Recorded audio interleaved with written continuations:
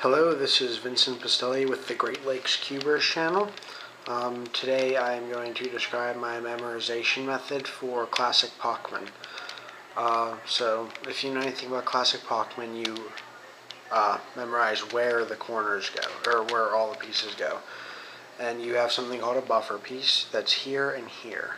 For when you're doing corners, your buffer is here, and you send that piece to different parts of the cube. Like if I need to put whatever piece was here, I would just do a Y permutation, and it would also swap these two. So you would go by where you're sending pieces. Like here is my buffer position. The orientation on my cube whenever I saw blind is blue on top, white in front, red on side. This looks like yellow under this light. It might not on full screen. So the way I memorize memorize edges is each sticker has a letter to it, and it goes in a very specific pattern. It goes A, B, C, D. Although I don't ever use C, D because that's your buffer piece. You never send somewhere to the buffer position because it's already there. E, F, G, H, I, J, K, L, M, N, O, P, Q, R, S, T, U, V, W, X. And and I use the letter Z if I have parity. So I'll show you an example of how this would work. Say I need to send a piece to O, and I need to send a piece to K. I would memorize OK, but I'd memorize it as one thing. So I memorize at most 6 or 7 things, maybe more depending on how many cycles I have. But so I memorize them in pairs, like I'll say OK, M, Q, stuff like that.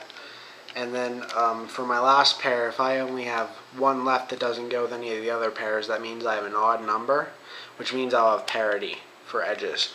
So if, say, the last place I shoot to is, I don't know, V. I would do my V, I would put it over here,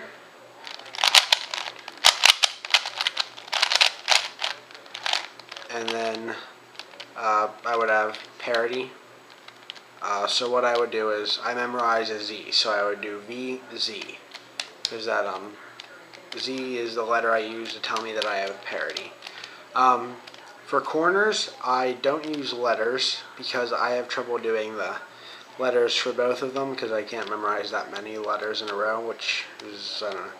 But for corners, I do taps.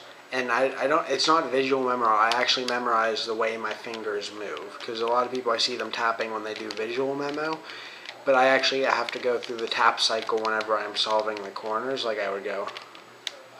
But I memorize the first 4 taps, and then I memorize the next 3 sometimes, and then for any additional cycles for like misoriented pieces, I just do 2 taps on the one piece and I memorize those separately. So that's the method I work for Classic Pochmann. One failed method I like to talk about before I ever did a blind solve. Let me fix this, it's bothering me. A failed method I'd like to talk about I did was I had, say I needed to shoot the buffer piece to here. Pretend this was in the buffer position. And I would have blue, white. The order I would do it in, I would use colors instead. And I found the positions were better. So instead of memorizing blue, white, which I actually tried to make like a story up, I would do the first color of the thing was an action, and then the second one was an object. Like blue was water, and then white was like, I don't know, I can't remember. But it would be whatever the white thing was, drowns or something. And that didn't work for me. It was better just memorizing the letters regularly. But yeah. So that is my memorization for Old Pochmann. Thank you for watching. Please subscribe to the GreatLakesCubers, my channel, and the other individual GreatLakesCubers. Thank you for watching. Bye.